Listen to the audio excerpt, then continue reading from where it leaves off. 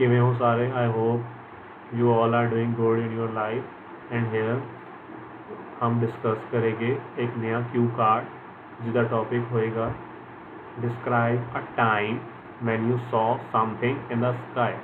उस टाइम के बारे में बताओ जब आपने कुछ देखा हो आसमान में। आपको इंक्लूड करना है व्हाट इट वाज, वो क्या था, वेयर यू सॉ इट, आपने वो कहाँ देखा था, हु वॉज विद यू, आपके साथ कौन था, and explain how you felt when you saw it, और एक्सप्लेन करो आपको कैसा महसूस हुआ था जब आपने उसे देखा था। So we are gonna start first with good vocabulary words and idioms which we will include in our content for this cue card so that we can get great bands in our test. So first word is jaw dropping, मतलब extremely surprising और amazing, मतलब किसी चीज़ ने आपको चौंका दिया हो तो हम कहेंगे वो चीज़ jaw dropping थी। आउट ऑफ द ब्लू, मतलब समथिंग अनएक्सपेक्टेड जिसकी आप एक्सपेक्टेशन ना रखते हो। मैस्मराइजिंग साइट, मतलब something that holds your attention completely, किसी ने आपकी अटेंशन पूरी तरह ग्रैब कर ली हो। सेलेस्टियल ब्यूटी, मतलब beauty related to the sky और स्पेस, कोई ऐसी सुंदर चीज़ जो कि आसमान या फिर अंतरिक्ष से रिलेट करती हो। सेलेस्टियल कहते हैं कोई अंतरिक्ष की चीज़ है, सेलेस्टियल बॉडीज होती है ना, मीटेरॉइड्स, एस्टेरॉइड्स, इवन कोई कॉमेट, वो भी सेलेस्टियल बॉडीज आती है जो आसमान से आती है। लिट अप द स्काई, मतलब मेड द स्काई ब्राइट, मतलब आसमान को पूरी तरह ब्राइट कर दिया, कोई चीज़ ने आसमान को रोशनी से भर दिया हो। बियॉन्ड इमेजिनेशन, मतलब more than what one can think of, कोई चीज़ जो आपकी कल्पना से भी परे। टाइम, समथिंग वेरी रेयर, जो कि बहुत, कोई ऐसी चीज़ जो बहुत ही रेयर होती है। Over the moon, over the moon एक इडियम है जिसका मतलब है वेरी हैप्पी। वेरी हैप्पी जब भी हम किसी बंदे को शो करना चाहते हैं तो उसके लिए बोलते हैं he was over the moon, वो बहुत खुश था। Like a dream come true, मतलब समथिंग वेरी स्पेशल और अमेजिंग, मतलब सपना साकार हो गया। एग्जैक्ट इसकी हिंदी यही होगी। लास्टिंग इम्प्रेशन, समथिंग अनफॉरगेटेबल, कोई ऐसी चीज़ जो कि आप भूल ना सकते हो, कोई यादगार चीज़। सो हम स्टार्ट करते हैं अपना answer. One unforgettable time when I saw something unusual in the sky was about a year ago. एक ऐसा अनफॉरगेटेबल टाइम, मतलब एक ऐसा यादगार टाइम जब मैंने कुछ अनयूजुअल देखा था आसमान में, वो करीब 1 साल पहले था। During the festival of Diwali, जब दिवाली का त्यौहार था। I was standing on the terrace of my house with my family when suddenly the entire sky was lit up with colorful fireworks. मैं खड़ा हुआ था छत पे अपने घर की अपनी फैमिली के साथ, एकदम से जो पूरा आसमान था ना तब वो लेट अप हो गया था कलरफुल फायरवर्क्स के साथ। जो आसमान था वो पूरी तरह रंग बिरंगे पटाखों से मतलब लेट अप हो गया था। लेट अप का मतलब होता है लाइट अप, जैसे होता है ना जगमगा गया था। हाँ, परफेक्ट वर्ड होगा इसका, जगमगा गया था पूरा आसमान जो कलरफुल फायरवर्क्स के साथ। The view was absolutely jaw dropping, जो दृश्य था ना, व्यू था, वो जॉ ड्रॉपिंग था, मतलब चौंका देने वाला था।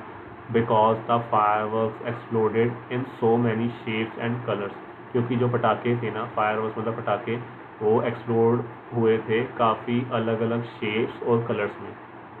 Some of them looked like sparkling stars, कुछ ऐसे लग रहे थे जैसे चमकते हुए सितारे हो। While others resembled flowers, जबकि जो बाकी थे वो फूल की तरह लग रहे थे। Resembled का मतलब होता है किसी चीज़ की तरह लगना। Like flowers blooming, जैसे फूल खिलखिला रहे हो। In the night sky, रात को आसमान में जैसे फूल खिल रहे हो ना, वैसे वो रिजेंबल कर रहे थे। It was such a mesmerizing sight that for a moment I forgot everything else around me. वो एक ऐसी mesmerizing मतलब अटेंशन ग्रैब करने वाली साइट थी कि कुछ टाइम के लिए मैं अपने आसपास जो भी कुछ था ना सब कुछ भूल गया था। What made it even more special was that it happened out of the blue. उसे स्पेशल इस चीज़ ने बना दिया था कि वो एकदम से हो गया था, अचानक से हो गया था. आउट ऑफ द ब्लू मतलब अचानक से हो गया था. We didn't expect such a grand display. हमने एक्सपेक्ट नहीं किया था कि इतना बड़ा डिस्प्ले होगा. It felt like a once in a lifetime experience because all the neighbors also came out and everyone was cheering together. वो एक once in a lifetime experience था, मतलब काफ़ी रेयर एक्सपीरियंस था जो ज़िंदगी में कभी कभी होता है, क्योंकि सारे के सारे नेबर्स तो थे ना, वो बाहर आ गए थे और चीयर कर रहे थे इकट्ठे. एवरीवन वॉज चीयरिंग टुगेदर, सारे इकट्ठे चीयर कर रहे थे. I felt over the moon watching that spectacled. मैं बहुत खुश हो गया था. ओवर द मून मतलब बहुत खुश हो गया था वो दृश्य देख के. It was like a dream come true. वो ऐसा था जैसे कि मेरा सपना साकार हो गया हो. Reminding me of the celestial beauty we often see in movies but rarely in real life. उसने मुझे याद दिला दिया था आसमान की खूबसूरती के बारे में जो हम ज़्यादातर पिक्चरों में देखते हैं लेकिन रियल लाइफ में कभी कभी देखने को मिलती है. इवन टुडे, आज भी, the memory has left a lasting impression on me. वो जो याद है ना, उसने मेरे ऊपर काफ़ी लंबे समय तक याद रहने वाला इम्प्रेशन छोड़ दिया था. Whenever I look at the night sky. जब भी मैं रात को आसमान की तरफ देखता हूँ, I recall that wonderful evening. मैं याद करता हूँ वो ही वंडरफुल शाम को. फॉलो क्वेश्चंस देखेंगे हम इसके अब. What kinds of things can people see in the sky? लोग आसमान में क्या चीज़ें देख सकते हैं? आंसर होगा इसका people can see natural things like stars, the moon, clouds and sometimes rainbow. लोग ना नेचुरल चीज़ें देख सकते हैं जैसे कि सितारे, चांद, बादल और कभी कभी rainbow. They can also see human made things like airplanes, drones and fireworks. वो इंसान की बनाई हुई चीज़ें भी देख सकते हैं जैसे कि एरोप्लेन्स भी लिख सकते हैं हम इसको, एरोप्लेन्स या एयरप्लेन्स जो भी आपको ठीक लगे, जिसके आप स्पेलिंग ढंग से लिख सको या इसको प्रोनाउंस आप ठीक से कर सको, वो आप यहाँ पे डाल देना. ड्रोन्स और फायरवर्क्स, पटाखे. Do you like looking at the sky during the day और नाइट? आप पसंद करते हो आसमान की तरफ देखना दिन में या रात में? I personally prefer looking at the sky at night. मैं पर्सनली प्रेफर करता हूँ आसमान की तरफ देखना रात को. Because the stars and the moon make it more peaceful and magical. क्योंकि जो सितारे हैं और जो चांद है वो आसमान को काफ़ी पीसफुल और मैजिकल बना देते हैं. During the day it's bright and clear. दिन के टाइम में काफ़ी ज़्यादा लाइट होती है तो ब्राइट और क्लियर होता है. But the night sky feels mysterious.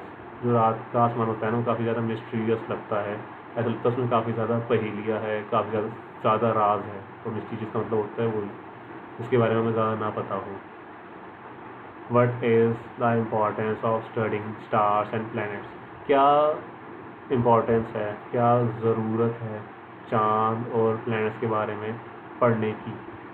Studying stars and planets helps us understand the universe and our place in it.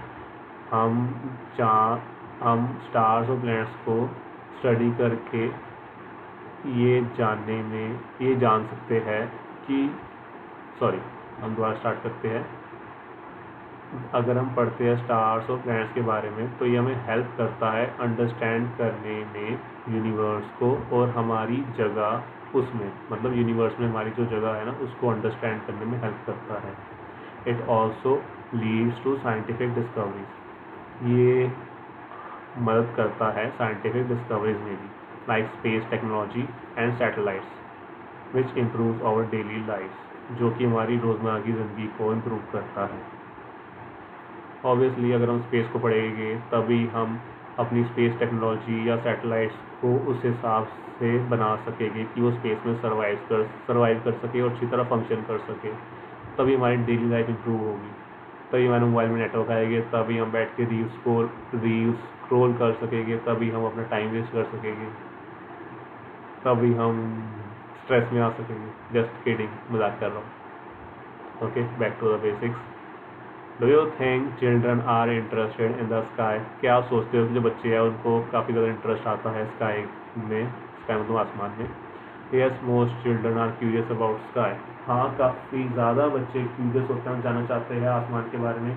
They enjoy watching shapes in cloud, spotting airplanes और learning about astronauts and space. वो enjoy करते हैं shapes देखना clouds में। मतलब हम कभी कभी बोलते हैं ना, वो देख वो क्लाउड उस फुटबॉल की शेप का है, वो देख वो क्लाउड टेबल की शेप का है, या फिर वो कभी कभी वो जो कैंडी नहीं आती पिंक कलर की, उसकी शेप का है।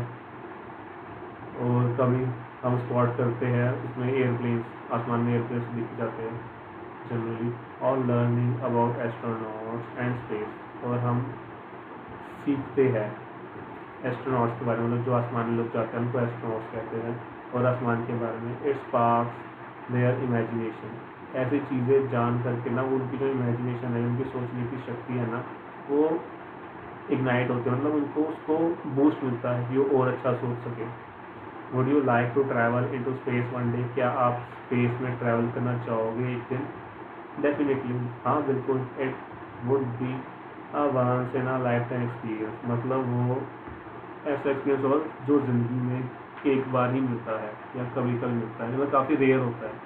Once in a lifetime एक ईडियम है जो हम रेयर चीज़ों के लिए यूज़ करते हैं। So it would be a once in a lifetime experience. वो काफ़ी रेयर एक्सपीरियंस होगा मेरे लिए। Even though it seems scary, हालांकि ये डरावना लगता है। The idea of seeing earth from space is beyond imagination and would be unforgetting. पर जो आइडिया है ना कि हम अर्थ को देख सकेंगे स्पेस से, वो हमारी इमेजिनेशन से भी परे है, और वो डेफिनेटली एक यादगार आइडिया या एक्सपीरियंस होगा।